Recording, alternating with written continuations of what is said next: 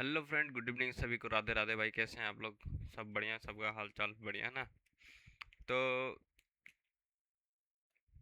फटाफट से पहले जुड़ जाइए, उसके बाद हम लोग सेशन को स्टार्ट करते हैं।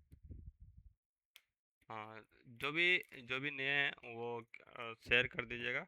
ये सेशन को शेयर कर दीजिए ताकि और लोगों को पता चल सके, है ना? और जो जो नए हैं वो सब्सक्राइब कर दें ताकि पता चले कि जो भी इस सेशन का वीडियो जाए तब आप लोगों को पता चल जाए, ठीक है? तो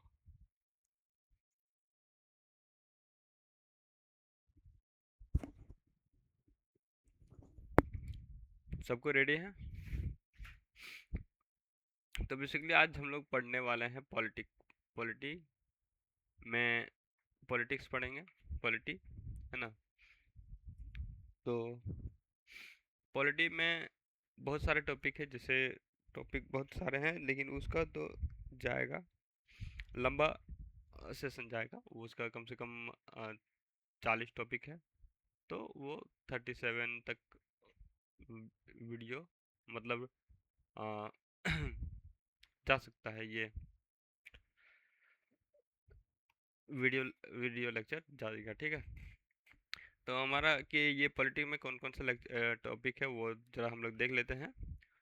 तो पहला है ये कॉन्स्टिट्यूशन एंड पॉलिटिक, संविधान और राज्य व्यवस्था, और constitutional development of India, from कहाँ से कहाँ तक, चार्टर एक्ट ऑफ 1600 से चार्टर एक्ट ऑफ 1851 में, ठीक है? और फिर गवर्नमेंट ऑफ इंडिया एक्ट 1935, जहाँ से प्रोविजनल इलेक्शन कमीशन इलेक्शन हुआ था 1937 में। जो ज- भारत के जो भी हम लोग का संविधान है, जो अधिकतर 1935 से लिया गया था, वो हम लोग देखेंगे। फिर संविधान भाग का गठन कैसे हुआ था, मतलब गठन कैसे हुआ, कौन कौन व्यक्ति लोग जो थे, कौन कौन जो पुरुष नेता होते लोग थे जो संविधान का गठन हुआ था, जो वो हुआ था, जिसमें से अम्बेडकर जी रूठ गए थे, है ना? और फिर संविधान का स्रोत पढ़ेंगे, जिसमें हम लोग स्रोत में देखेंगे कि बेसिकली जो हमारा जो भारत का जो संविधान है वो जो संकलन है वो बहुत सारे देशों का समूह का संकलन है, ठीक है? तो स्रोत में हम लोग देखेंगे, स्रोत में हम लोग वो देखेंगे कि कौन देश से कहाँ, हम लोग भारत देश से लिया गया ना, तो वो हम लोग वहाँ से देखेंगे कि कौन कौन सा ये है। सो अगला टॉपिक है अ, संघ और उनके संघ और उनके क्षेत्र, राज्यों का पुनर्गठन, नागरिकता, भौतिक अधिकार, मौलिक अधिकार, है ना? ये डीपीएसपी हम लोग फिर देखेंगे, है ना? इसी तरह बहुत राष्ट्रपति, उपराष्ट्रपति, प्रधानमंत्री, संसद वंसद जो भी है वो हम लोग सारा देखेंगे। तो बिना देरी करते हुए सब लोग को जुड़ जाइए और स्टार्ट करते हैं हम लोग पॉलिटी सेशन।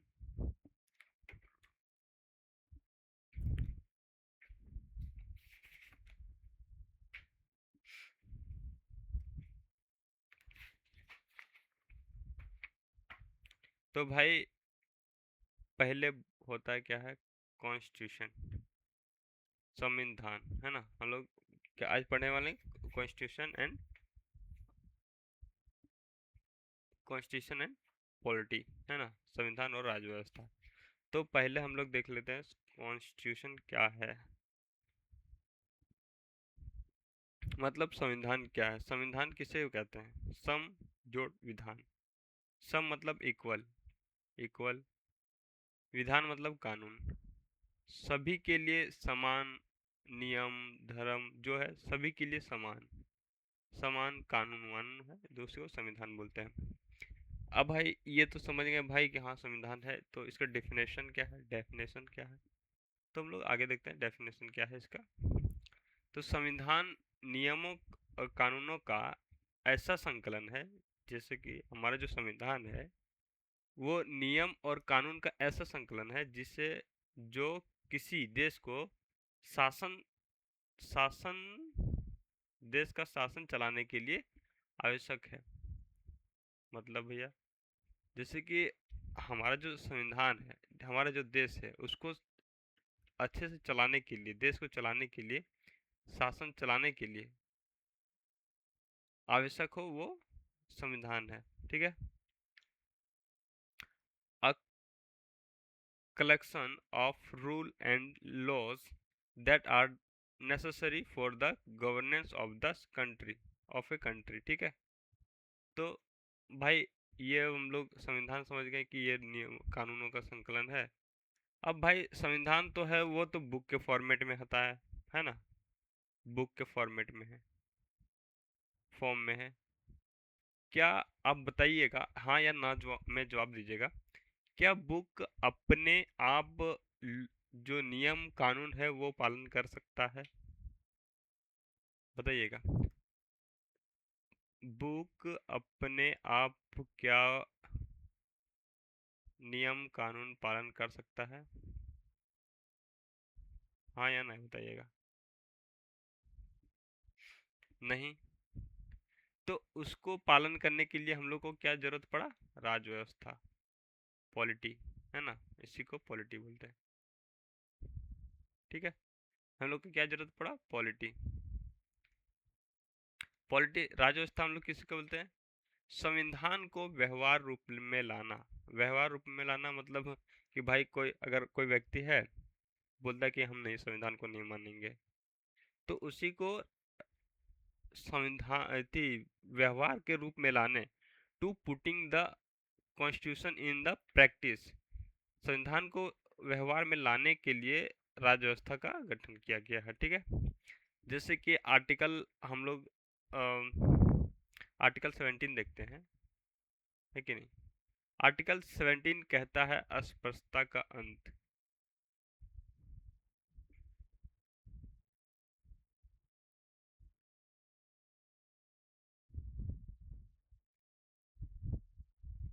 तो देखिए ये हमारा, जैसे पहले का क्या था, आर्टिकल 17 कहता है अस्पृश्यता का अंत। ठीक है।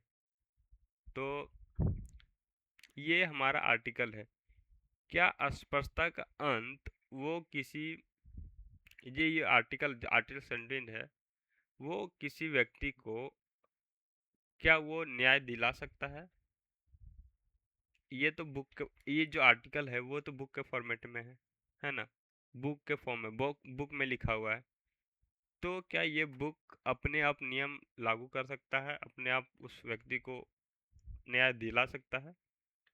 तो बोलेंगे भैया नहीं, दिलाएगा तो नहीं है।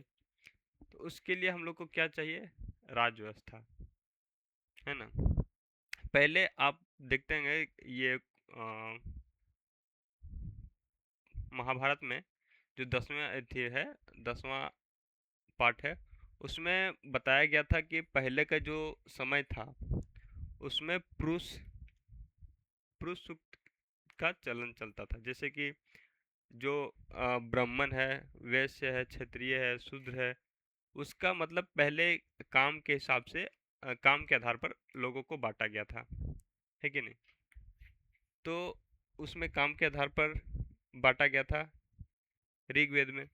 अब धीरे धीरे हमारा जो समाज बदला, धीरे धीरे समाज के बदलने के बाद जिसमें जाति अब धीरे धीरे जाति में बट गया। कुछ ऊंचे वर्ग के लोग, कुछ निम्न वर्ग के लोग। तो ये इसमें अब पहले तो ये पुरुष सूक्त के में बांटा गया था, अब वो जाति के वर्ग में बांटने बांटने लगा। तो एक मैं कहानी बताता हूँ, ये कहानी है। एक चाय वाला था, चाय वाला था। वो व्यक्ति ए को जानता था, व्यक्ति बी को, ए व्यक्ति को जानता था, उसको अ, अच्छे गिलास में, मतलब कि गिलास के कांच के गिलास में चाय देता है, और व्यक्ति बी को पूछता है, उसका के कास्ट पूछ के या फिर जाति धर्म पूछ के उसको कुल्हड़ का, कुल्हड़ में चाय देता है। तो यहाँ पे ये व्यक्ति ये व्यक्ति इसके साथ अस्पृश्यता का किया, कि वो निम्न जाति का है, नीचा जाति का है, तो मैं उसे कुल्हड़ में चाय दूं, और ये मैं जो ए व्यक्ति है उसको मैं भला कि कांच के गिलास में चाय दिया, तो यहाँ भेदभाव हो गया, है ना। तो इसी को व्यवहार में लाने के लिए हम लोग को क्या जरूरत पड़ता है, राजव्यवस्था। समझ रहे ना। ठीक है। अब इसी को व्यवहार में लाने के लिए ये अब इसी के तहत ये आर्टिकल हो गया, ये हमारा आर्टिकल हो गया, कॉन्स्टिट्यूशन हो गया, संविधान हो गया। इसी को व्यवहार में लाने के लिए हम लोग को एक आता है नागरिक अधिकार संरक्षण अधिनियम, सिविल राइट प्रोटेक्शन एक्ट 1955। ठीक है। वो क्या कहता है भाई कि अगर जैसे कि आप एक और मैं कहानी बताता हूँ, जैसे कि आप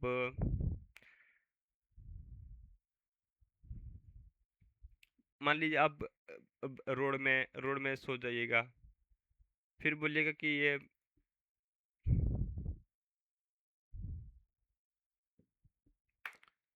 आगे देखते हैं एग्जाम्पल, एक और एग्जाम्पल देखते हैं, उसके बाद हम लोग को समझेंगे।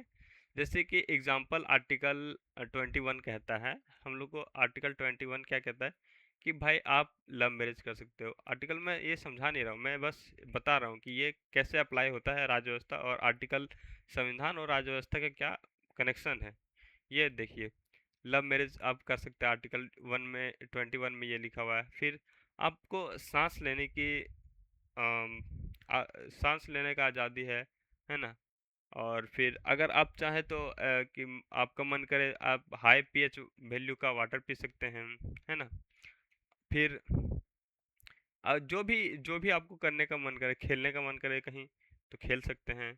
आप बोले सोने का तो आप बोलिएगा कि भैया ये मैं सुबह सोता हूँ तो पापा पिताजी सुबह 4 बजे 2 लात मार के उठा देते हैं, तो क्या मैं उस पर केस कर दूँ।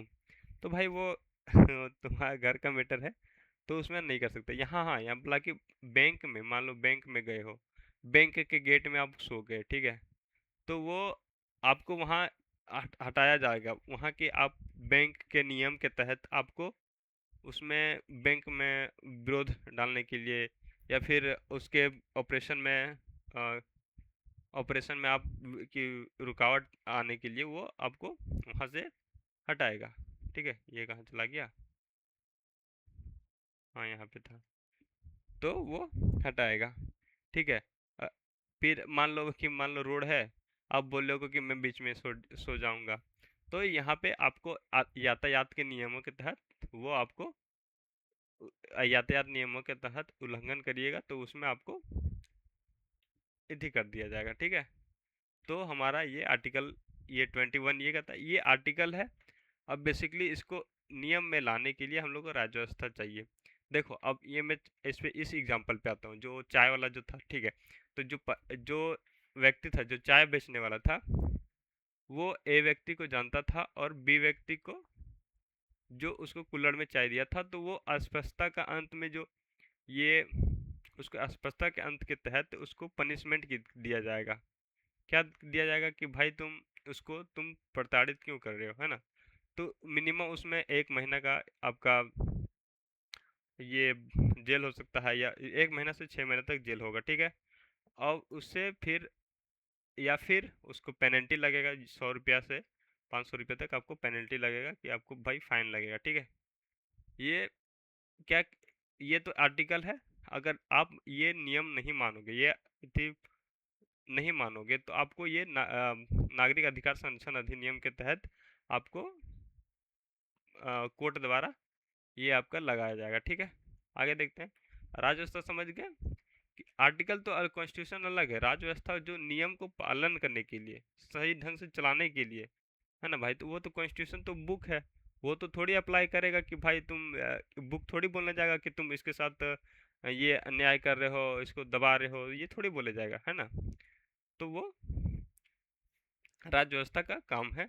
अब राज्य व्यवस्था को चलाने के लिए हम लोग को, चलाने के लिए क्या क्या कौन कौन होते हैं वो देखते हैं हम लोग। पहला पहला आता है संसद। संसद में क्या करता है भाई, जो लॉ मेकिंग करता है, जितना भी नियम कानून जो बनता है कि भाई तुम यातायात नियम, रोड में तुम नहीं सो सकते हो, है ना। बैंक में हो जाएगा कि तुम बैंक के गेट में नहीं सो सकते हो, क्योंकि वो बैंक के ऑपरेशन में आप बाधित करते हो। या फिर तुम कि मान लो कि तुमको सोने का मन कर रहा है तो तुम रोड में थोड़ी सो जाओगे, है ना। तो वो लॉ मेकिंग करता है कि नियम करता है कि आप यातायात के नियम के तहत आप यहाँ पे नहीं सो सकते हो। वो अब फिर दंड दंड देता है न्यायालय, दंड देगा।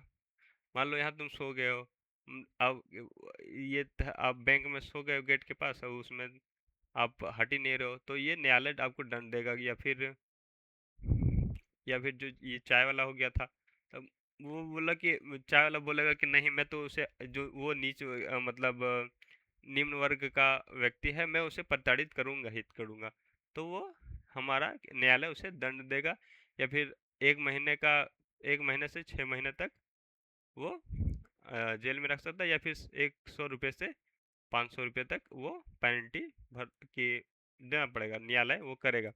फिर इसमें देखते हैं संस्थाएं में गैर संवैधानिक संस्थाएं, संवैधानिक संस्थाएं। ये संस्थाएं हम लोग आगे देखेंगे अच्छी तरह से, हल्का आगे बढ़ जाते हैं, उसके बाद अच्छी तरह से हम लोग संस्थाएं देखेंगे, ठीक है। आइए देखते हैं हम लोग संस्थाएं क्या कहता है, संस्थाएं, है ना।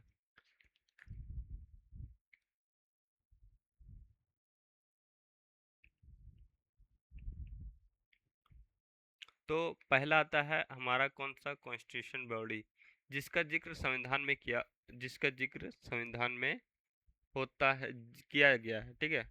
तो इसको हम लोग क्या बोलते हैं, कॉन्स्टिट्यूशनल बॉडी, ठीक है ना।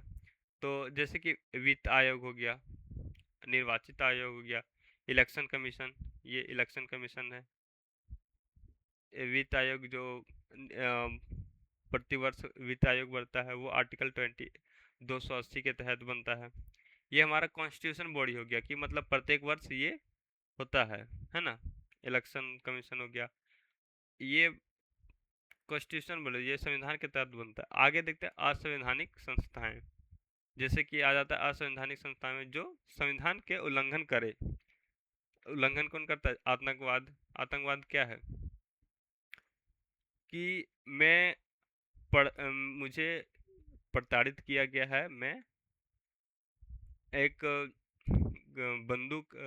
बंदूक लेके, हथियार लेके मैं उसे अपने समाज को, गठन को ये इति करेगा, है ना। तो उसमें आतंकवाद बोल जाता है, ठीक है। जो एक संविधान के गैर संविधान था, है ना। वो मतलब बंदूक वंदूक लेके अपना अपना कानून उन बनाने देता है, तो वो क्या, वो संविधान उसको ये करने देगा, नहीं करने देगा, है ना। अब लोग कमेंट करिएगा कि ये करने देगा, जैसे कि ये आतंकवाद है, ठीक है। कोई ग्रुप बनाया बंदूक वंदूक लेके, गन वन लेके, वो लोग बोलेगा कि नहीं, मैं इसे, मुझे ऐसे प्रताड़ित किया गया है, मैं ऐसा नियम बनाओ, ऐसे करो, ऐसे करो। तो क्या ये संविधान अपने से इन लोग का कहा सुनेगा, नहीं सुनेगा, है ना। तो ये असंवैधानिक संस्थान हो गया। जैसे फिर आगे देखते हैं माओवाद संगठन। माओवाद संगठन क्या हो गया, माओवाद संगठन की पहले आप देखते हैं कि जो पहले आप देखते होंगे कि जो जमींदार लोग रहते थे, जमींदार लोग रहते थे, वहाँ पे लोग काम करने आते थे, है ना।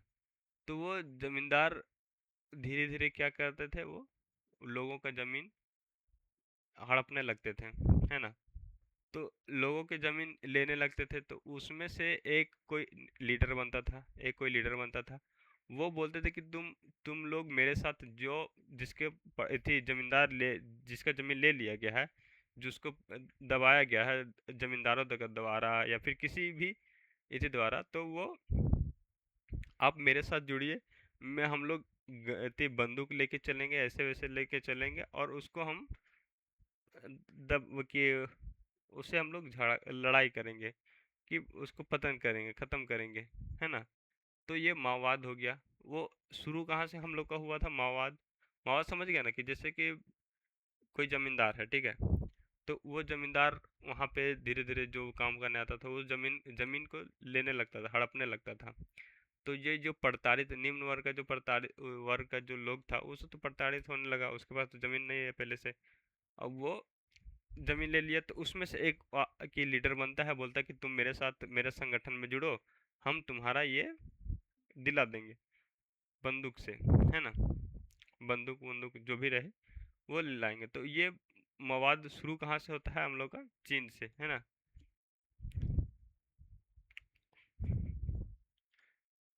चीन से शुरू होता है, जो मो जुदांग बोलते हैं। मो मोंग जुदांग एक स्टेटमेंट देते हैं, ऑल पॉलिटिकल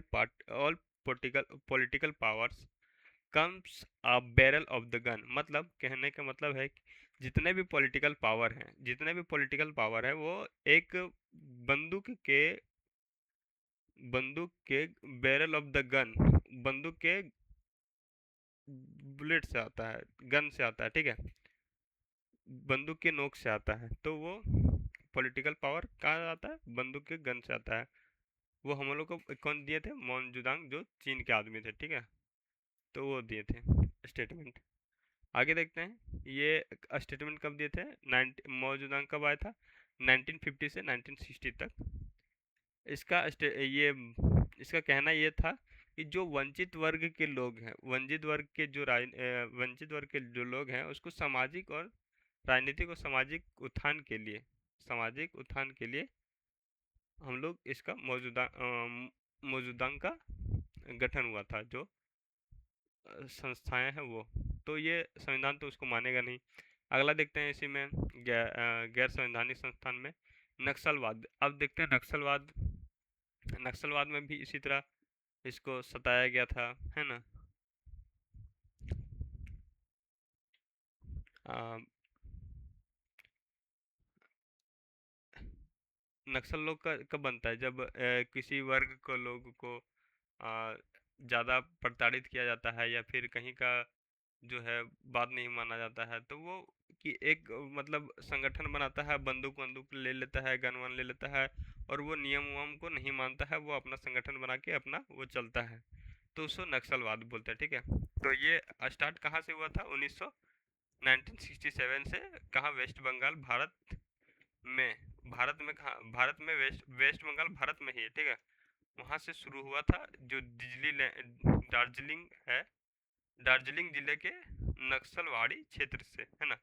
इसका जो नेता जो नेतृत्व कर रहे थे, शुरू में नेतृत्व कर रहे थे, वो चारू मजुमदार जो थे वो कर रहे थे, ठीक है, और कोनू सोनले, है ना। तो ये दोनों वो थे जो नक्सलवाद को शुरू में, नक्सलवादी का शुरुआत हुआ था यहाँ से, ठीक है। इसी को रोकने के लिए सरकार क्या किया है? नक्सलवाद को रोकने के लिए यूएपीए एक्ट लाता है।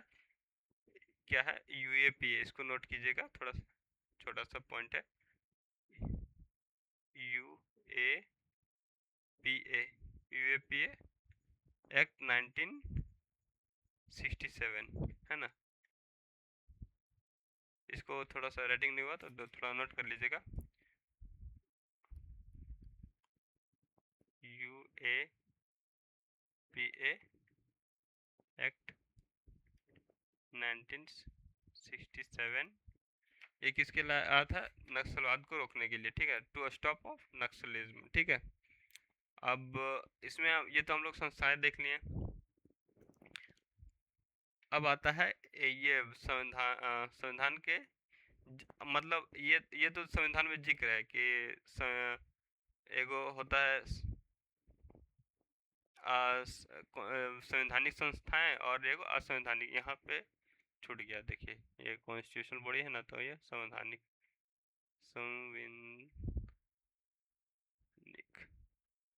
संवैधानिक संस्थाएं,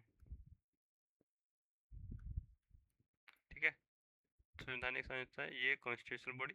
आगे आता है, आगे है ये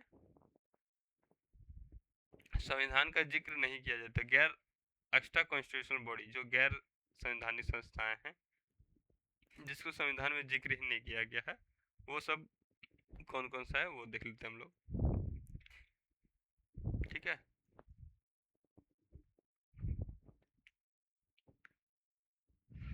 ये हम लोग को कैसे हेल्प करता है, जो संविधान है ना उसको लागू करने में हमको सहायता करता है। कैसे करता है, जैसे गठन होता है, संविधान का गठन हुआ, उसमें प्रेसिडेंट रहता है, मंत्रिमंडल, मंत्रिमंडल का किसी सलाह पर, जो ये किसी सलाह पर वो कानून बनाता है ना। ये हमारा एक्स्ट्रा कॉन्स्टिट्यूशनल बॉडी हो गया। ठीक है। और फिर इसमें संसद आता है ना। संसद में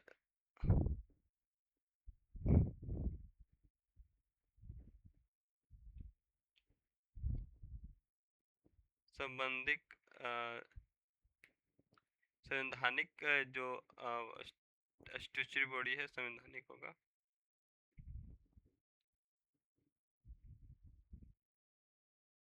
एक्स्ट्रा जो कॉन्स्टिट्यूशनल बॉडी है वो, जैसे कि नेशनल ह्यूमन राइट, ये हो गया 1993 हो गया। फिर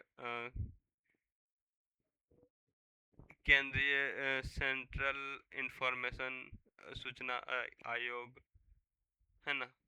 राष्ट्रीय महिला आयोग 205, ये 2005 में, ये 1990 में आया था ये सब। ये हमारा कौन सा, ये संविधान में लिखा गया है क्या कि महिला संरक्षण आयोग, राष्ट्रीय महिला आयोग, ये सब तो नहीं, NCW, ये सब तो हमारा कॉन्स्टिट्यूशन में नहीं लिखा हुआ है। तो ये हमारा एक्स्ट्रा बॉडी है, लेकिन इसको संविधान को लागू करने के लिए सहायक होता है ये सब। ठीक है। आगे देखते हैं, जो हमारा जो संविधान है वो आवश्यक क्यों पड़ा, है ना। आवश्यकता क्यों पड़ा हम लोग का। ठीक है। तो ये जो हमारा संविधान है वो क्या है, नियम है, एक नियम है ना, जो सबको पालन करना है। अब भाई सबको पालन करना है। अब बोलेगा कि मैं तो नहीं पालन, मैं, अब कोई बोलेगा कि मैं तो नहीं पालन करने वाला हूँ, मैं तो कहीं भी सो जाऊंगा, मैं कहीं बैंक के गेट में सो जाऊंगा, मैं रेलवे में सो जाऊंगा, पटरी में सो जाऊंगा, तो ये भाई तुम वहाँ सोओगे तो तुमको पनिशमेंट करेगा।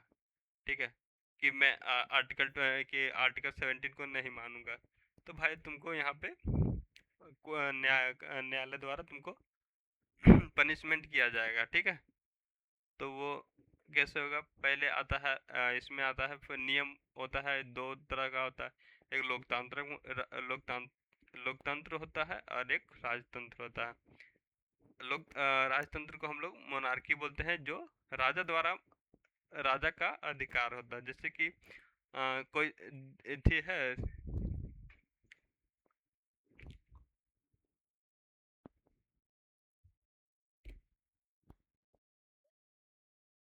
जैसे कि अभी मान लो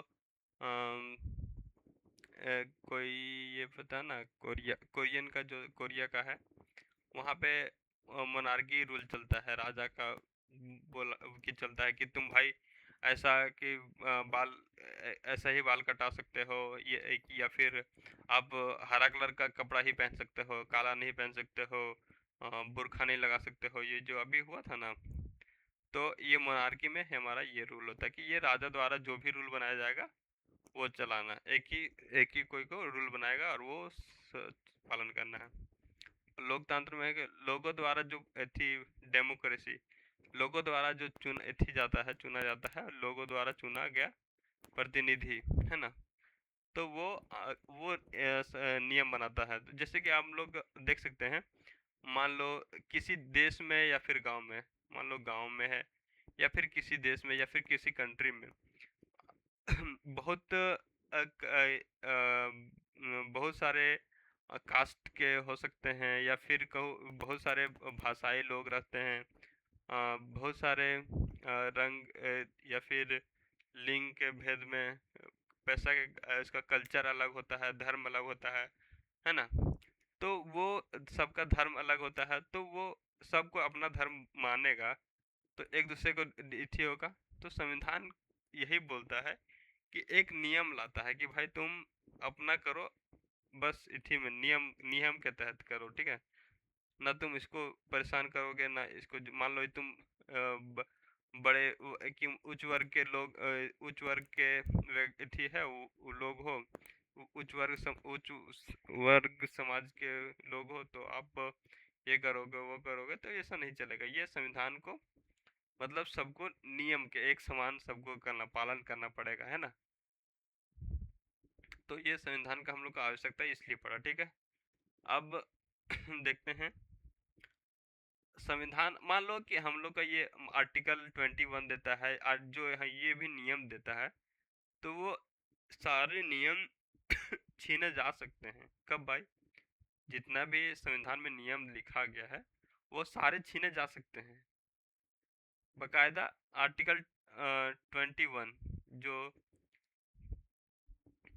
जीने का अधिकार, है ना, वो सब सारा वो कि लव मैरिज का अधिकार, पीएच वैल्यू की हाई पीएच वैल्यू का वाटर पीने का अधिकार, वो सब का चालू रहेगा। वो इमरजेंसी में क्या होता है,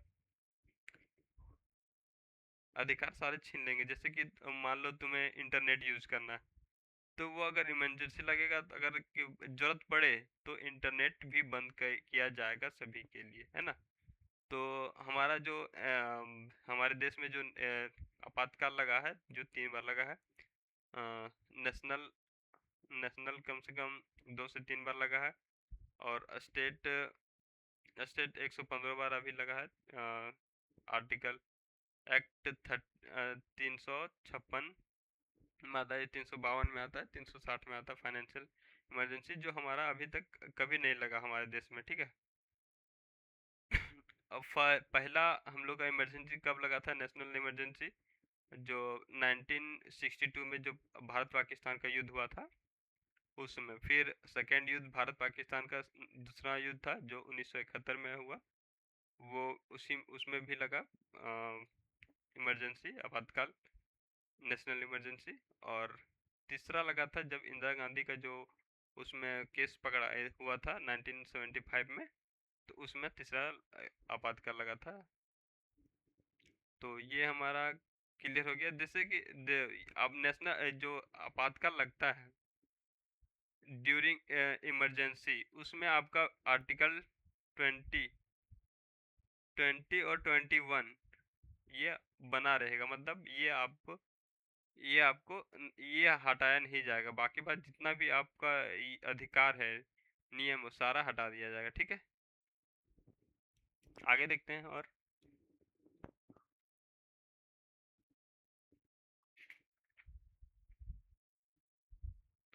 तो भाई हमारा क्लास इतना ही तक था, और कैसा लगा क्लास ज़रूर बताइएगा। और अपने दोस्त लोग, भाई लोग को ज़रूर शेयर करिए, ताकि लोगों को पता चले कि भाई यहाँ पे पॉलिटिक्स खत्म हो रहा। मैं अपना बेस्ट दे रहा हूँ, ताकि आपको कैसे समझ में आया ज़रूर बताइए। बाकी बात मिलते हैं नेक्स्ट वीडियो में। आगे हम लोग का राज्य व्यवस्था और सरकार के अंग हम लोग पढ़ेंगे। तो ठीक है, गुड नाइट सभी को, शुभ रात्रि। अभी रात के बहुत समय हो गए हैं, तो सो जाइए सभी को। और मिलते हैं नेक्स्ट वीडियो में, तब तक बाय सभी को, गुड बाय।